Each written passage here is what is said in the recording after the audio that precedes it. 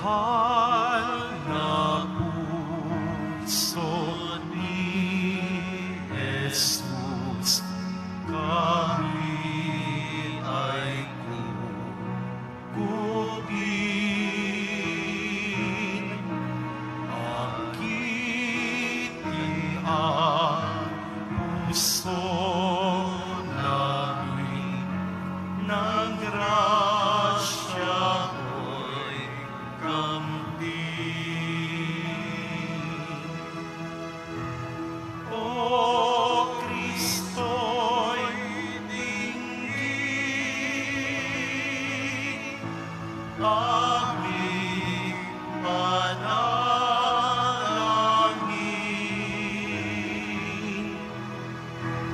Lagi ang kinig ang puso namin. Sa ngalan ng Ama, ng Anak at ng Espiritu Santo, Amen. sumainyo ang Panginoon. At sumaiyo rin. Mga kapatid, muli nating tinatalaga ang ating mga puso, ang ating buhay, ang ating mga sarili sa kabanal-banalang puso ni Jesus. Kaya tayo'y nagkakasala dahil nagkukulang ang ating pagmamahal sa Diyos. Kung puno lang ng pagmamahal ang ating puso, hindi natin maiisip na tayo ay gumawa ng ikalulungkot ng Diyos. At kung tunay tayong nagmamahal sa Diyos, magmamahal din tayo sa ating mga kapwa. Sa mga pagkakataon na kung saan tayo na nga ang nagkasala, tayo pa ang malakas na loob na magalit. Sa mga pagkakataon kung saan tayo nagkamali, pero hindi natin inamin ang ating mga pagkakamali. Muli nating yuko ang ating mga ulo, tayo magpakumbaba, at humiling ng awa sa Diyos. Para kahit na kakaunti lamang, makita tayo muli na karapat dapat makatanggap sa mga banal na misteryo. Inaamin ko Sa makapangyarihang Diyos at sa inyo mga kapatid, na lubha akong nagkasala sa isip, sa salita, sa gawa at sa aking pagkukulang. Kaya isinasamo ko sa mahal na Birheng Maria, sa lahat ng mga anghel at mga banal, at sa inyo mga kapatid na ako'y ipanalangin sa Panginoong ating Diyos. kawan tayo na makapangyarihang Diyos, patawarin tayo sa ating mga kasalanan, patnubayan tayo sa buhay na walang hanggan. Amen.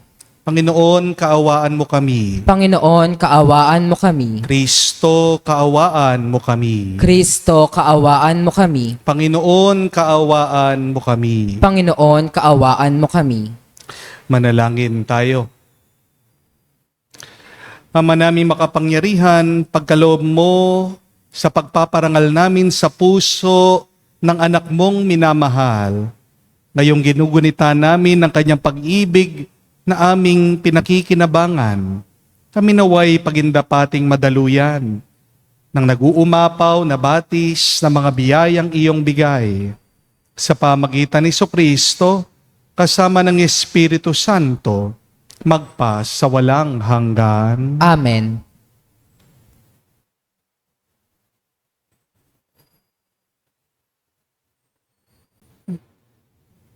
Pagbasa mula sa sulat ni Apostol San Pablo sa mga taga-Roma. Mga kapatid, lubos akong naniniwalang kayo'y puspos ng kabutihan, may sapat na kaalaman at marunong magpaalalahanan. Gayunman, sa sulat na ito'y naglakas loob akong paalalahanan kayo tungkol sa ilang bagay. Ginawa ko ito dahil sa kaloob ng Diyos sa akin na maging lingkod ni Kristo Jesus bilang saserdote sa mga hentil. Ipinapangaral ko sa kanila ang mabuting balita ng Diyos upang sila'y maging handog na kalugod-lugod sa Kanya. yamang pinabanal ng Espiritu Santo. Kaya't bilang lingkod ni Kristo Jesus, may katwiran akong ipagmapuri ang aking nagawa pa sa Diyos, sapagkat ang pinangangahasan ko lamang banggitin ay aking mga salita at gawa sa tulong ng mga tanda at kababalaghan at sa kapangyarihan ng Espiritu Santo. Kaya't sa lahat ng lupain, mula Jerusalem hanggang sa Ilirico, ay ipinangaral ko ang mabuting balita tungkol kay Kristo. Ang hangad ko'y ipangaral ito sa mga dakong hindi pa kilala si Kristo, upang hindi ako mangaral sa napangaralan na ng iba. Ganito ang sinasabi ng kasulatan: makakikilala ang hindi pa nakababalita tungkol sa Kanya, makauunawa ang hindi pa nakaririnig tungkol sa Kanya. Ang salita ng Diyos. Salamat sa Diyos. Panginoong nagliligtas sa tanang bansay na hayag, Panginoong nagliligtas sa tanang bansay na hayag. umawit ng bagong awit at sa poon ay ialay, pagkat yoong ginawa niya ay kahanga-hangang tunay. Sa sariling lakas niya at taglay na kabanalan, walang hirap na natamo yoong hangad na tagumpay. Panginoong nagliligtas sa tanang bansay na hayag. Ang tagumpay niyang ito'y siya rin ang naghayag. Sa harap ng mga bansay, nahayag ang pagliligtas. Ang pangako sa Israel, lubos niyang tinutupad. Panginoong nagliligtas sa tanang bansay na hayag. Tapat siya sa kanila at ang pag-ibig ay wagas. Ang tagumpay ng ating Diyos kahit saan ay namalas. Magkaingay na magalak, yaong lahat sa daigdig. Ang poon ay buong galak na purihin sa pag-awit. Panginoong nagliligtas sa tanang bansay na hayag.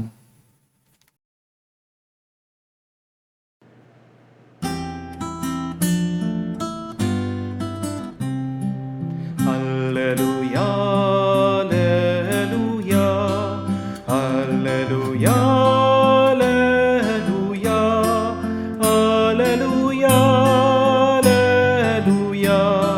alleluia, alleluia, alleluia, alleluia, alleluia, alleluia, alleluia. Lubos na magtatamasa ng pag-ibig ng Diyos Ama ang sumunod sa anak niya. Aleluya, aleluya. Sumainyo ang Panginoon. At sumaiyo rin. Ang mabuting balita ng Panginoon ayon kay San Lucas. Papuri sa iyo, Panginoon. Nung panong yun, sinabi ni Jesus sa kanya malagad, may isang mayaman na may isang katiwala.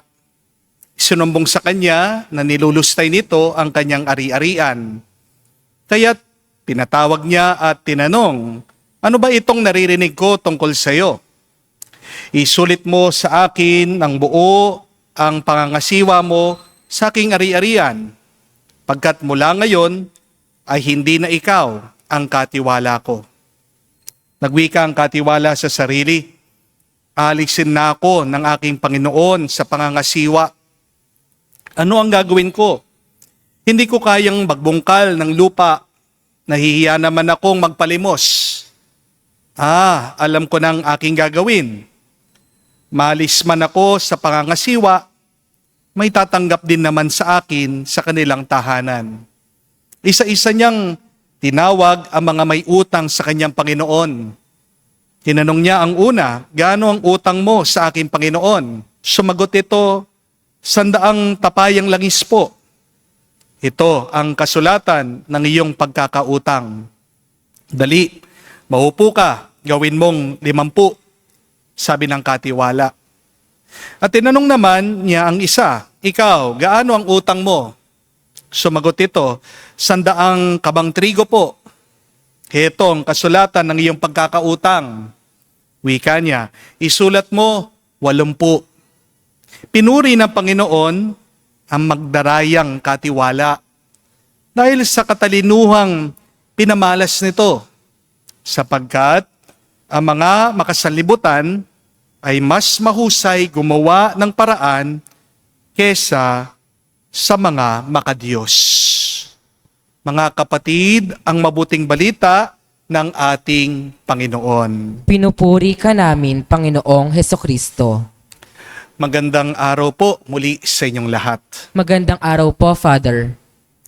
Bakit ba kung sino pang may kasalanan, siya pang matapang, siya pang mayabang? Di po ba? Marami po ang ganyan. Halimbawa, bakit kung sino pang kabit, akala mo siyang legal wife? Napaka-demanding, sumusugod, nagwawala, gumagawa ng eksena, o kaya habang ikaw ay nagmamaneho, binangga ka. Bakit kung sino pa yung nakabangga, siya bang mainit ang ulo? Di po ba? Nagyayabang, may kakilala daw siyang general, kakilala niya ang police chief, kakilala niya mayor, congressman, may kilalang senator. Kasalanan niya eh. Ayaw pang aminin. Nagwawala, nagmumura, sinisigawan ka. Di ba? Ikaw nang pinirwisyo. Akala mo, ginusto mo naman yung nangyari sa inyo. O kaya naman, kapag nahuli mo yung asawa mo, may ka-text na iba. Kapag kinonfront mo siya, aba, pansinin mo, siya pang galit. Susumbatan ka. Uungkatin yung mga kasalanan mo. Kapag nahuli mo yung iyong asawa, may ginagawang kalokohan. Pansinin mo yung itsura niya. Lumalaki yung butas ng ilong niya. Tumataas agad ang boses, nag-iibang ugali, hindi mo siya makilala. Di po ba? O kaya, kapag merong nangutang sa'yo, nakasalubong mo, sinisingil mo, nakiusap, wala pa daw pambayad. Pagka-uwi mo, pagkabukas ng cellphone mo, nakita mo, may My Day na yung nangutang sa'yo. Ano yung sinulat? Nag-iba na ang iyong ugali dahil sa pera. Ha? Sinisingil ka lang sa utang mo, 3 taon na hindi ka nagbabayad? Kala mo, ikaw pang ginawa ng kasalanan? Bakit ganyan po, no? Bakit kung sino nga yung merong kasalanan, siya pa yung matapang? Alam natin ang sagot dyan. Una, dahil defensive sila. Ayaw nilang aminin ang kanilang kasalanan. Kasi kapag inamin nila, silang nakakahiya. Di po ba? Pero ano ba ang tunay na nakakahiya? Hindi ba yung nabisto ka na, nahuli ka na, pinipilit mo pa rin itago, i-deny? Yan ang tunay na nakakahiya. Pero pangalawang dahilan bakit merong mga taong angyayabang kahit na sila na ang may kasalanan. Kasi ganyan ang ginagawa ng kasamaan sa ating kalooban. Kapag ikaw ay nagkakasala, magulo ang iyong isip at puso. Remember, sin makes us illogical. No matter how much you try to understand the sinful person, you cannot. Because sin destroys order, peace, and beauty. Kaya nga, yung mga tao na nabubuhay sa kasalanan, ang gulo-gulo. Pansinin niyo po, yung mga drug addict, ang gulo-gulo ng buhay nila. Yung mga sinungaling, ang gulo-gulo ng kanilang sinasabi. Hindi magkakatugma. Yung tao na lasing, dugyot ang itsura, ang dumi-dumi ng kapaligiran niya. The man who lives in sin lives in disharmony. Disharmony, ibig po sabihin, walang kaayusan. Kaya nga, ang mga taong nagkakasala, ang tawag natin sa kanila ay baluktot ang kanilang pamumuhay. Tingnan niyo ang kanilang isip, hindi matuwid. Baluktot. Pagpasensya niyo na po, yung mga taong nagkakasala, do not expect order from them. Do not expect harmony from them. Talagang hindi sila maayos. Pero ang tanong, nakakatulong ba? Yung nagkasala na nga sila, nakasakit na nga sila pa yung mayabang, sila pa yung matapang. Diba hindi? Kaya, imbis na maawa ka sa kanila, lalo ka pang naiinis, nagagalit sa kanila. Di po ba? Lalong tumitigas yung iyong puso dito sa mga taong angyayabang. Kaya nga, dito po natin maiintindihan bakit ganito yung ugali ng Panginoon dun sa loko-loko niyang katiwala. Bakit ba pinuri tong katiwala kahit na niloko niyang kanyang Panginoon? Nahuli na siya nabisto na siya. Nilulustay daw niya yung ari-arian, yung pera ng kanyang Panginoon. Binigyan daw siya ng deadline. Ayusin lahat ng kwenta kasi aalisin na siya sa trabaho. Pero tingnan niyo po, balikan yung kwento. May narinig po ba kayo na itong katiwalang ito nagwala? Di ba? Wala. Nagyabang ba siya? Di po ba hindi? Naging defensive ba itong nagkasala? Hindi rin. Inaway ba niya yung kanyang Panginoon? Hindi. Chinismis ba niya yung kanyang boss? Hindi rin. Bakit? Yun yung magandang tanong. Kasi alam nitong masamang katiwala, nagkamali siya. At wala ding saysay na i-deny niya at itago niya yung kanyang ginawa. Hindi po ba? Tinanggap niyang tahimik yung kanyang parusa. Higit pa dito, naghanap din siya ng paraan para mabuhay. Kahit na pagkatapos po, namalisan siya ng trabaho. Ano po ang pinuri ng Panginoon dito sa loko-lokong katiwala? Una, pinuri po ng Panginoon yung kanyang pagiging malikhain. He was very resourceful. Pero pangalawa, pinuri ng Panginoon yung ugali niyang ayaw niyang maging pabigat sa kapwa niya. He was very thoughtful and sensitive about other people. Sabi niya, ayaw kong maging pabigat sa kanila. Pero pangatlo, nakita din po ng Panginoon ang kanyang kababaang loob. Yes, he was exposed for the sins that he has done. And yet look, he had the humility to accept that he did something wrong. He accepted his punishment. Kaya nga bandang huli, pinuri pa siya ng Panginoon. At yan lang naman po ang hinahanap madalas ng Diyos sa atin Sana naman, kapag tayo din ay nagkakasala, kapag tayo din ay na-expose, kapag tayo din ay nahuli sa ating mga ginagawang kasalanan, matuto ka namang kapatid na magpakumbaba at aminin mo din ang iyong pagkakamali.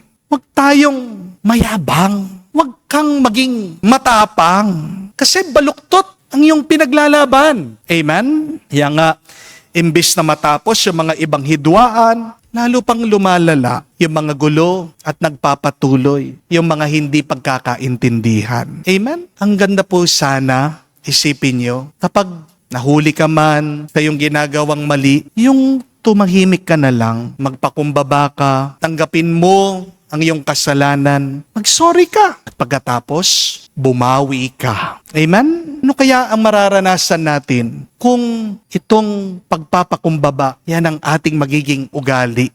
Diba? Magkakaroon po ng mas maraming tuwa, diba? Magkakaroon po tayo ng mas malalim na tuwa at kapayapaan. Lalahanin niyo po yung magnanakaw na pinako sa tabi ni Jesus doon sa Kalbaryo. Alam niya, nagkamali siya. Aminado siya, nagnakaw siya. Pero hanggang huli, humabol pa siya. Sisi siya, nagpakumbaba siya sa harap ng Diyos. Hindi siya kamuka ng isang magnanakaw sa kaliwa ng ating Panginoon. Minumura pa si Jesus. Kaya ano yung naging sagot ni Jesus dito sa tinatawag nating the repentant thief? Ang sabi niya, truly, I say to you, today you will be with me in paradise. Di ba nakakabigla yun? Magnanakaw, isa sa mga kinaiinisan nating tao, perwisyo, salot sa lipunan. Pero dahil sa kanyang pagpapakumbaba, ipinasok siya ng Diyos sa paraiso. Bakit kaya hanggang ngayon, hindi pa paraiso ang buhay mo? Baka naman, yan ang bubuhay ka sa impyerno kasi napakarami mo ng ginawang mali at pagkatapos, hindi mo na inaamin, nagyayabang ka pa, ikaw pa ang matapang. Amen? Kaya magdasal po tayo, mga kapatid. Tulungan sana tayo ng Diyos. Araw-araw, magpakumbaba, humingi tayo ng awa sa Kanya. Aminin natin ang ating mga kamalian para matanggap natin ang kapayapaan ng Diyos. My dear friends, the wisest thing that you can do today if you have sinned is just be silent, talk to God, humble yourself, admit your faults, and ask for forgiveness from the Lord. And I tell you, you will receive the grace from heaven. Amen. Tumayo po tayo. Manalangin tayo sa Ama na tumatawag sa atin upang maging mga tapat na tagapag-alaga sa mga biyaya ng daigdig para sa kabutihan ng lahat. Ating sabihin, Panginoon, dinggin mo kami. Panginoon, dinggin mo kami. Ang simbahan naway maging mulat sa kanyang responsibilidad na isulong ang katarungang panlipunan sa sambayanan. Manalangin tayo sa Panginoon. Panginoon, dinggin mo kami. Ang mga opisyal ng gobyerno naway maging karapat-dapat sa pagtitiwala ng mga tao at huwag magnais ng makasariling kabutihan sa kanilang pagsasakatuparan ng kanilang tungkulin. Manalangin tayo sa Panginoon. Panginoon, dinggin mo kami. Ang mga may patrabaho at ang mga manggagawa naway maging tapat at magalang sa isa't isa. Manalangin tayo sa Panginoon. Panginoon, dinggin mo kami. Sa katahimikan po ng ating puso, banggitin natin, sabihin natin sa Diyos ang ating mga personal na pangangailangan. Makalangit na Ama, tulungan mo kaming mga tapat mong tagapangalaga ng iyong kaharian. Hinihiling namin ito sa pamagitan ni Kristo, aming Panginoon. Amen.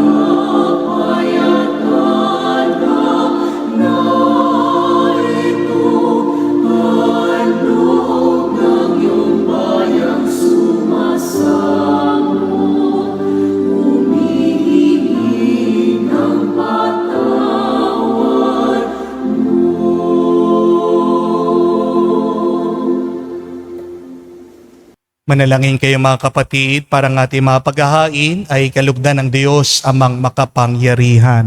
Tanggapin nawa ng Panginoon itong paghahain sa iyong mga kamay, sa kapurihan niya at karangalan, sa ating kapakinabangan at sa buong sambayanan niyang banal.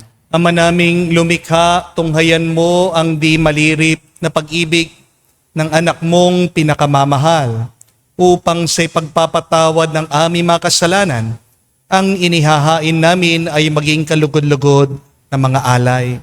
Sa pamagitan ni Jesucristo kasama ng Espiritu Santo, magpa sa walang hanggan. Amen. Sumayin niyo ang Panginoon. At sumaiyo rin. Itaas sa Diyos sa inyong mga puso at diwa. Itinaas na namin sa Panginoon. Pasalamatan natin ang Panginoong ating Diyos. Marapat na siya ay pasalamatan. Ama naming makapangyarihan, tunay nga marapat ikaw ang aming pasalamatan sa pamagitan ni Jesucristo na aming Panginoon. Dakilang pag-ibig niya ang nagbunsod ng maghain ng sarili nang kami matubos kaya't tinampok siyang nakabayubay sa krus. Mula sa kanyang tagiliran, sinibat dugot tubig ay masaganang dumanak, kaya't sambayanan mo dito na banaag. Ito ang sangkatauhan na akit sa puso ng iyong anak na sumasagip sa mga dumudulog sa batis ng kanyang pag-ibig. Kaya kaisa na mga anghel nagsisiawit ng papuri sa iyo, nang walang humpay sa kalangitan kami nagbubunyi sa iyong kadakilaan.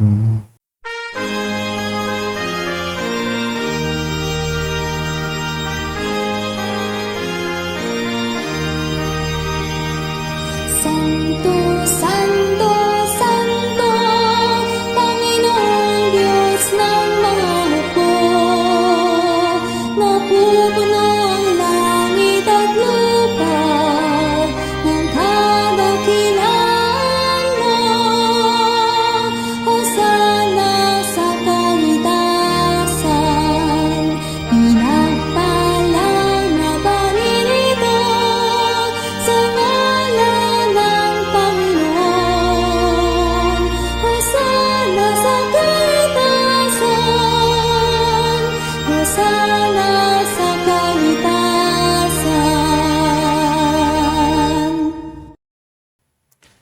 Ama naming banal, ikaw ang bukal ng tanang kabanalan.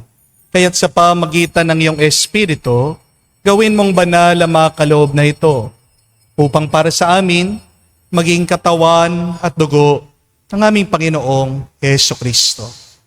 Bago niya pinagtiis ang kusang loob na maging handog, hinawakan niyang tinapay, pinasalamatan kanya, pinaghati-hati niya iyon, inabot sa kanyang malagad at sinabi, "Tanggapin ninyong lahat ito at kanin. Ito ang aking katawan na ihahandog para sa inyo."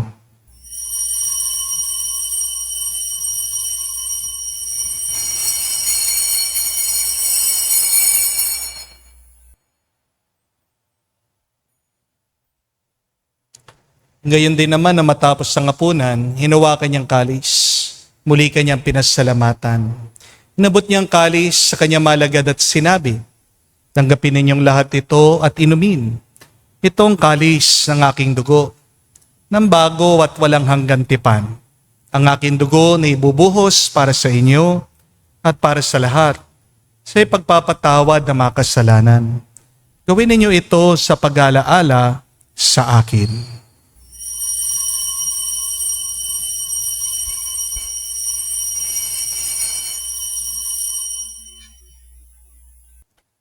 Ang mistero ng pananampalataya.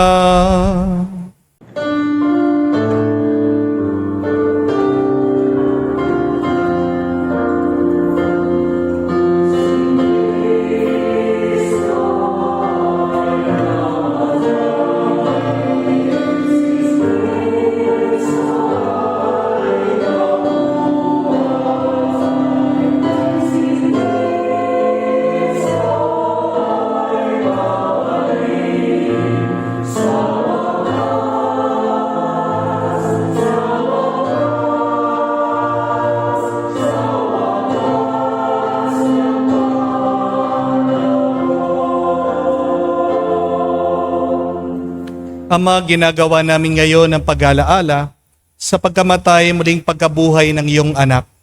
Kaya tinialay namin sa iyong tinapay na bibigay buhay at ang kalis na nagkakalob ng kaligtasan. Kami nagpapasalamat dahil kami iyong minarapat na tumayo sa harap mo para maglingkod sa iyo. Sinasamo namin kami magsalo-salo sa katawan at dugo ni Kristo ay mabuklod sa pagkakaisa sa pamagitan ng Espiritu Santo. Ama, lingapin mong iyong simbahan, laganap sa buong daigdig. Puspusin mo kami sa pag-ibig. Kaisa ni Leon, ang aming Santo Papa, si Florentino, aming Arsobispo ng Tanang Kaparian. Alalahanin mo rin ang aming mga kapatid na nahimlay. May pag-asang sila'y muling mabubuhay. Gayon din naman lahat ng mga pumanaw. Kawan mo't sila't patuloyin sa iyong kaliwanagan. Kawan mo't pagindapatin kaming lahat na makasalo sa iyong buhay na walang wakas. Kaisa na mahal na Birhen Maria, Ina ng Diyos. Kaisa ni San Jose, ang kanyang maluwalhating esposo. Kaisa ng mga apostol at lahat ng mga banal na namuhay dito sa daigdig na kalugod-lugod sa iyo. May pagdiwang nawa namin ang pagpupuri sa ikararangal mo sa pamagitan ng iyong anak, aming Panginoong Heso Kristo. Sa pamamagitan ni Kristo, kasama niya at sa Kanya, Ang lahat ng parangal at papuri ay sa iyo, Diyos Ama, makapangyarihan, kasama ng Espiritu Santo, magpasawalang hanggan. Amen, amen, amen. Sa nakagaling na utos sa turo ni Jesus sa Panginoon natin na Diyos, ipahayag natin ang lakas loob.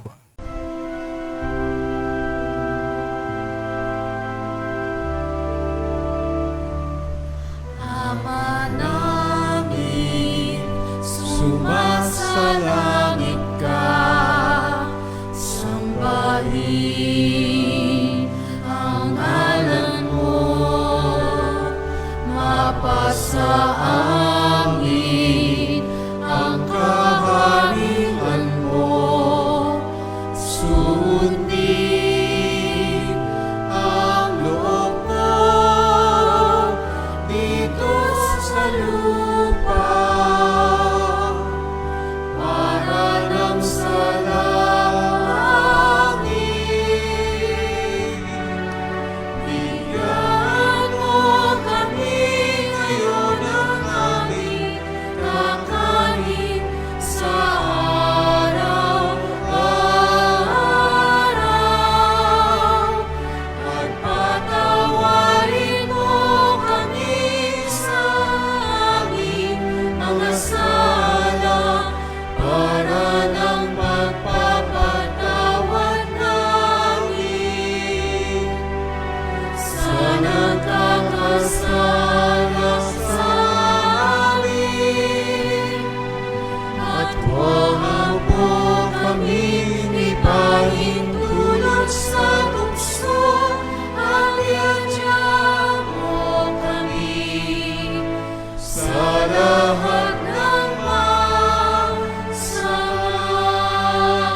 Hinihiling namin kami, Adya, sa lahat ng masama, pagkalooban ng kapayapaan araw-araw, ligtas sa kasalanan, ilayo sa lahat ng kapahamakan, samantalang aming pinanabikan ang dakilang araw ng pagpapahayag ng tagapagligtas naming si Jesucristo. Sapagkat iyo ang kaharian at ang kapangyarihan at ang kapurihan magpakailanman. Amen. Panginoong Jesucristo, sinabi mo sa mga apostol, kapayapaan ang iniwan ko sa inyo, ang aking kapayapaan binibigay ko sa inyo.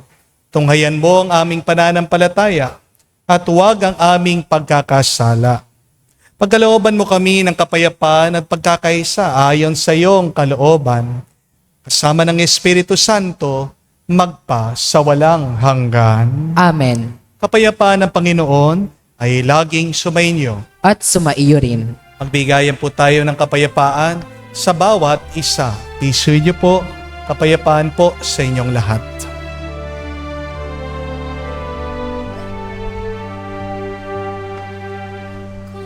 Kordero ng Diyos na nag-aalis ng mga kasalanan ng sanlibutan, maawa ka sa amin. Maawa ka sa amin. Kordero ng Diyos na nag-aalis ng mga kasalanan ng sanlibutan, maawa ka sa amin. Maawa ka sa amin. Kordero ng Diyos na nag-aalis ng mga kasalanan ng sanlibutan, ipagkaloob mo sa amin ang kapayapaan. Mga kapatid, naririto ang ating Panginoong Jesucristo, ang Kordero ng Diyos, siya nag-aalis sa mga kasalanan ng sanlibutan. Mapalad tayong lumalapit sa pihing ng kordero. Panginoon, hindi ako karapat-dapat na magpatuloy sa iyo, ngunit sa isang salita mo lamang ay gagaling na ako.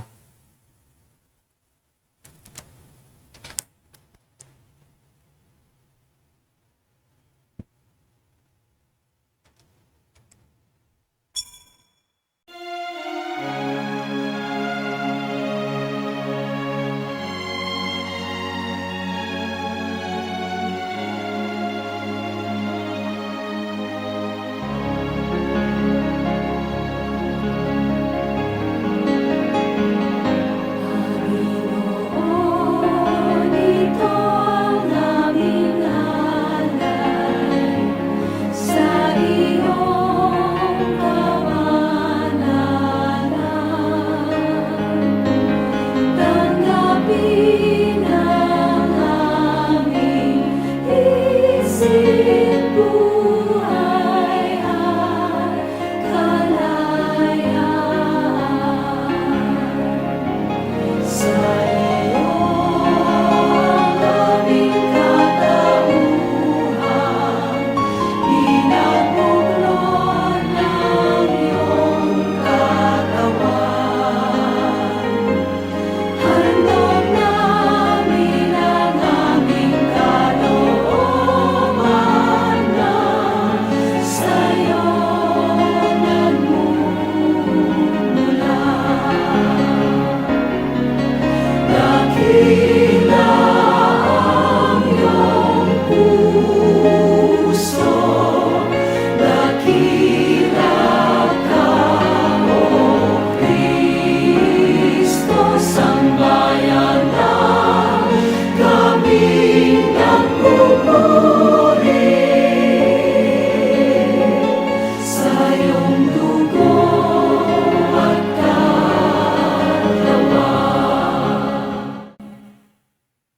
Inanyayahan ko po kayo ngayon na lumuhod, sabay-sabay nating dasalin ang panalangin para sa kabanal-banalang puso ni Jesus. Jesus, Diyos ko, iyong nasabi, humingi at kayo'y bibigyan, maghanap at matatagpuan ninyo, kumatok at bubuksan ang pinto para sa inyo. Tunghayan mo po ako nakaluhod sa may paanan mo, napupuno ng buhay na pananampalataya at tiwala sa iyong mga pangakong pinabatid ng iyong kabanal-banalang puso at sinambit ng iyong mga labi. Narito po ako upang hilingin ito. Sa katahimikan po ng ating puso, banggitin natin ang ating mga personal na intention sa Diyos. Kanino pa ako tutungo kung hindi sa iyo na ang puso ay pinagmumulan ng lahat ng grasya at kabutihan? San pa po ako maghahanap kung hindi sa baul na naglalaman ng kayamanan ng iyong habag? San pa po ako kakatok kung hindi sa pinto kung saan binibigay ng Diyos ang sarili niya sa amin at kung saan kami makakapunta sa Diyos? Sa iyo po ako dumudulog, puso ni Jesus. Sa iyo po ako nakakatagpo ng aliw kapag nahihirapan, pagtatanggol kapag inuusig, lakas kapag nabibigatan sa pagsubok, at liwanag sa dilim at pagdududa. Minamahal kong Jesus, maiting po ako naniniwala na kaya mong ipagkaloob ang biyaya na aking hinihiling. Kailanganin man ito ng isang himala. Iisin mo lamang ito at matutupad na ang aking panalangin. Inaamin ko po ako'y hindi karapat-dapat sa iyong mga biyaya. Ngunit hindi ito dahilan para panghinaan ako ng loob. Ikaw ang Diyos ng habag at hindi mo tatanggihan ang isang pusong nagsisisi. Tignan mo, nawa po ako na may habag at mababatid ng iyong puso sa aking mga kasiraan at kahinaan ang dahilan upang pagkalooban ng aking mga panalangin. O banal na puso, anuman ang iyong pasya sa aking hiling, hindi po ako titigil na sambahin, ibigin, purihin at pagsilbihan ka. Jesus ko, kalugod mo nawang tanggapin ang pagsasagawa ko ng ganap na pangsang-ayon sa mga atas ng iyong kaibig-ibig na puso na aking tunay na hinahangad na matupad, kasama ng iyong sanlilikhang magpakailanman. Kabanal-banalang puso ni Jesus, alam kong may iisang bagay na hindi mo kayang gawin, ang mawalan ng habag sa mga naghihirap at nababalisa. Tignan mo po ako, nagmamakaawa po ako, minamahal kong Jesus, pagkaloob mo ang grasyang aking hinihiling sa iyo sa pamagitan ng kalinis-sinisang puso ng iyong madalamhating ina. Pinagkatiwala mo ako sa Kanya bilang Kanyang anak, at ang Kanyang mga panalangin ay napakamakapangyarihan sa iyo. Amen. Kabanal-banalang puso ni Jesus, Maawa ka sa amin. kalinis-sinisang puso ni Maria, Ipanalangin mo kami. tumayo po tayo. Manalangin tayo. Ama naming mapagmahal, paggalabin nawa ang pag-ibig sa aming kalooban, sa pagsasalo sa pagmamahal mo sa pakikinabang, at sa aming pang-akit sa iyong anak araw-araw. Matutuhan nawa naming makilala siya sa katauhan ng aming mga kapatid sa iyong sambayanan. Sa pamagitan niya kasama ng Espiritu Santo, magpa sa walang hanggan. Amen. Paalaala po kapatid, hindi maaawa ang iyong kapwa at ang Diyos kung ikaw ay matapang, nagyayabang pa, kahit ikaw naman ay may kasalanan. Paano ka makakapagkumbaba? Una sa panalangin, pero pangalawa din sa pamagitan ng pagsusuri ng ating kalooban. Balikan niyo po ang kwento, napakaganda ng halimbawa, kahit na tinatawag natin siyang ang hindi katiwa-tiwalang katiwala. Noong nalaman niya na siya'y aalisin na ng trabaho, nagkaroon po siya ng soul searching. Diba? Kinausap niya ang kanyang sarili. Sabi, ano ang gagawin ko? Kapag hindi mo sinusuri ang iyong kalooban, kaya nagiging magulo ito, kaya naman kapag merong tuturo o magsasabi ng iyong pagkakamali, nagiging magulo din ang iyong isip, nagiging magulo din ang iyong tugon. Kaya yan po ang aking bibigay na assignment sa inyo ngayong araw. Mag-soul searching din kayo. Suriin ang inyong puso, inyong konsensya. Baka pinatay mo na ang iyong konsensya, kaya hindi na nangungusap, kaya hindi mo na naririnig. Buhayin mo naman. Kasi ang konsensya mo ay salamin ng iyong buhay. Ang konsensya mo ay boses ng Diyos. Magdasal ka, bigyan ka pa ng grasya, aminin, magpakumbaba. Dahil sa ating pagpapakumbaba, dyan lang tayo mas pinagpapala. Sumainyo ang Panginoon. At sumaiyo rin. At kayo basbasa ng Diyos, makapangyarihan sa lahat, sa ngalan ng Ama, ng Anak, ng Espiritu Santo. Amen. Ang ating misa'y natapos na, pumayo kayo sa kapayapaan ni Kristo. Salamat sa Diyos.